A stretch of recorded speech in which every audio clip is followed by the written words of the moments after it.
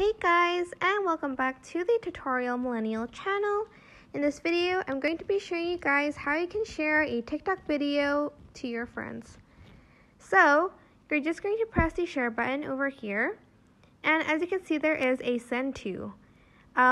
You should have more than one friend. I don't know why it's only showing up my own account. I promise I do send a lot to my other friends. You can even go to message if you don't find them there, but you're just going to press on the account, and then you can even write a message and choose from these emojis and press send.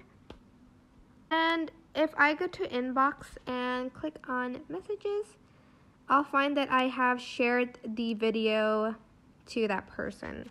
But that is basically it. I hope this tutorial was helpful for you guys. Don't forget to like, comment, share, and also subscribe to this channel if you haven't done that.